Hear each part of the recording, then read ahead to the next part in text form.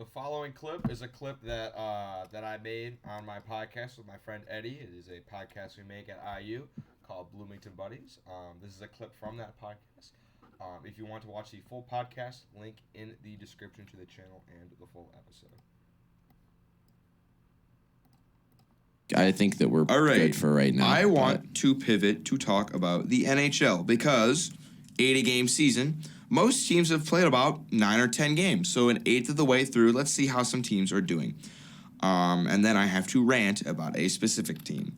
Yeah, your team that long-time viewers they already know. Yeah, I don't know why. Okay, Atlantic Division currently, so they have the defending President's Trophy winners, the Florida Panthers, who are 5-3-1. Overtime losses, you get a point. If you guys don't know how the hockey standings work, it's kind of weird. It's actually quite stupid. If you win in regulation, you get, or if you win at all, you get 3 points. You get 2 points.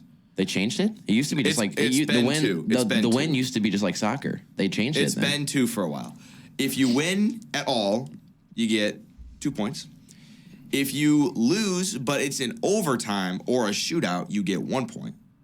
It's the pity point. And then if you lose in regulation, you're not getting any points. So currently the Bruins, and I'm going to talk more about the Bruins later. The Metropolitan Division, which is probably the best division. By far, my team is second. They're going to win that division again. The Rangers, the Devils are playing well. Philadelphia Flyers, who were one of the worst teams in the league last year and supposed to be one of the worst again. Okay, if you ever watch but if you ever watch NHL at all, then you realize that it is pretty much just like baseball, where literally the worst team the year before comes out and wins a World Series. It literally, I mean, it's the facts. During COVID year, the Rangers were like near the bottom of the division, and they almost were favorites at one point. They brought in a lot of different, like they overhauled that team. But my point is that NHL is one of the easiest just turnaround Rangers doing well. Central Division, the Stars lead the division 5-3. This is probably the worst division.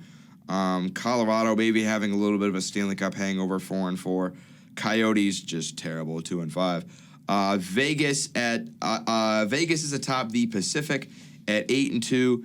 They're winning. Right now, they're my favorite. Vegas was the disappointment of last year because they were supposed to win the division and be Cup favorites and missed the playoffs. They missed the playoffs just because the other teams just kind of came out of nowhere. All right, now we have to talk about the Toronto Maple Leafs. Do we really? Because there's nothing to talk about. They just kind of suck every year. Here's the thing. The Leafs. So they were obviously. I'll give you a brief history of the Leafs. They were in the toilet for all those years. Suck. In 2017, they draft Austin Matthews and they call up top prospect Mitch Marner and they call up top prospect William Nylander.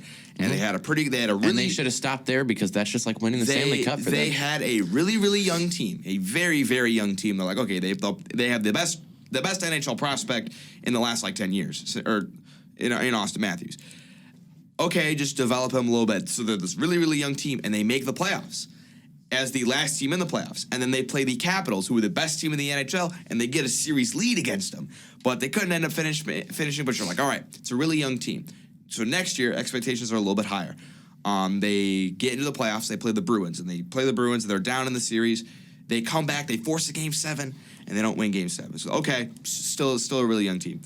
Next year, they're playing the Bruins again in the playoffs, but this time they're better than the Bruins. This time the Leafs are favored, and they should win this series, and they have a 3-2 series lead, and they choke it and they lose. There's literally one common denominator here. Hold on. Young prospects that need to be developed, and then yet your coaching hasn't even developed itself yet. Let me finish. So Mike Babcock, this is back when Mike Babcock was the coach. 2020.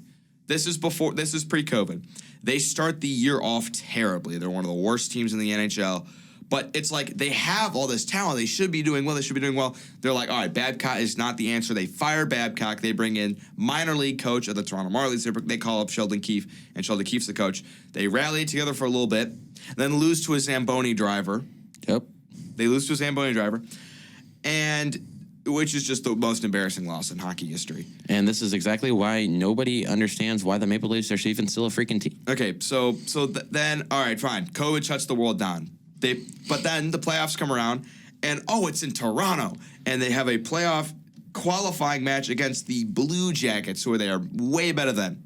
They lose to the Blue Jackets. You want to know what makes me laugh about Maple Leafs fans? No, we're still going. We're still going. Oh, I know you're still going, but I'm gonna interject really quick because you guys remind me of Packers fans because you're always like, "We're the best. We're gonna make it. We're gonna go." And every single freaking year you lose in the playoffs, and you get hope. Every year you make it to the playoffs. So next year, through all those years, the defense was the issue. The offense would be scoring goals. They got this young team. They're a young team, fast, but they didn't have a defense. So the last year.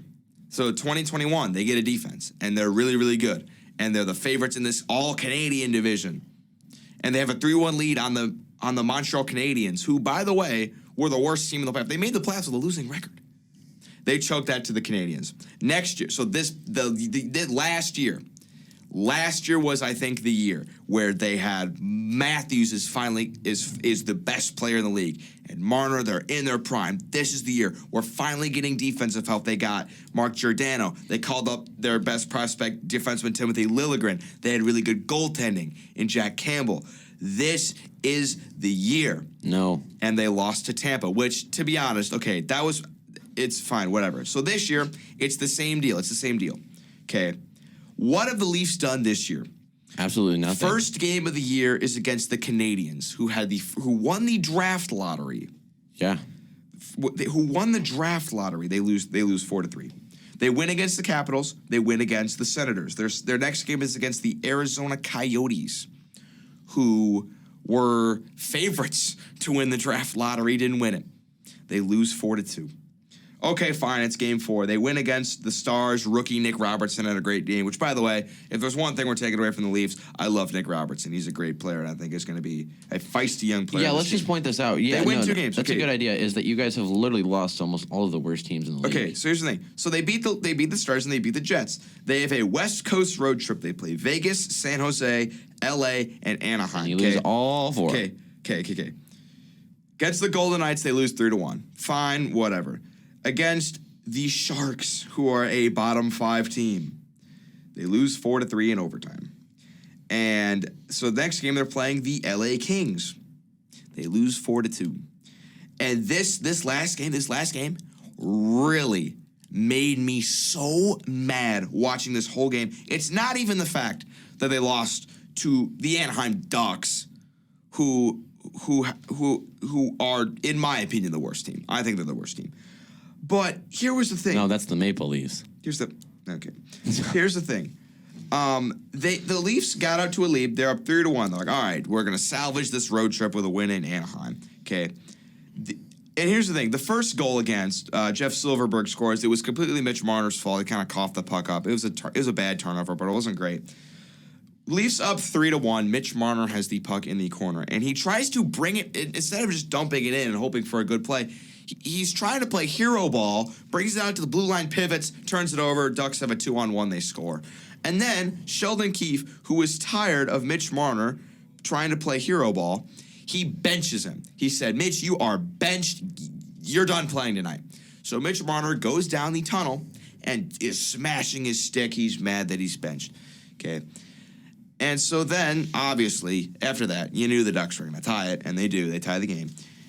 And in desperation mode, he calls him back out there. If you are a coach, you have to lay your foot down when you make a decision. You can't let the players run the team. That's why you are a coach. Look, all I'm hearing is that the Maple Leafs make a lot of wrong decisions, which explains everything. The fact that they are 4-4 against, if you asked any hardcore NHL fan, you say, who are the 5 worst teams? You might get a mixture of teams. No, the Maple Leafs will always be it. Or if you had to name the worst teams, you are definitely going to get the Coyotes, Canadiens, Ducks, the Kings, Ducks. and Sharks. I mean, maybe not the Kings. The Kings are all right. The Kings are literally have been one of the best teams in the past 10 years. Kings are all right. But the Ducks, the Sharks, they are losing to some bad teams.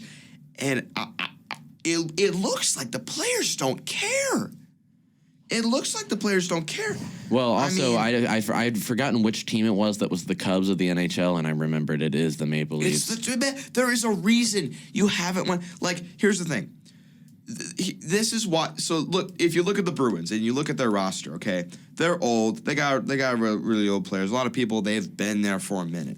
But when the Bruins draft players, they are Bruins. They are tough players that you know they're going to give you 100% every single night. And you know that they're going to come out and play their hardest. If you look on paper, who's more talented between the Leafs and the Bruins? The Leafs are 10 times more talented than the Bruins. Obviously you not. You can make an argument the Leafs are the most talented team in the NHL. I would not But say it that. just looks like they don't care. Like, do you, like, literally in interviews, Sheldon Keefe's like, oh, the boys didn't have their best effort today. Have you ever seen a team like the Bruins or any team that has, like, won anything? Oh, yeah, we just didn't play 100% today. This is inexcusable. I don't know if it's a coaching thing or a culture thing, but It's a Maple Leaf thing. Yes, it is. It literally is. I think it's funny how we're dissing on the coach for saying they didn't give 100%, yet literally that's what every single freaking coach and player from every single sport says. I'm not even blaming the coach. The coach is saying the players didn't give 100%. Duh. I could have told you that because they didn't freaking win. Here's the thing. There are games where you give 100% and lose. Nah, I would argue that's not true. You're not going to win every time you play your best.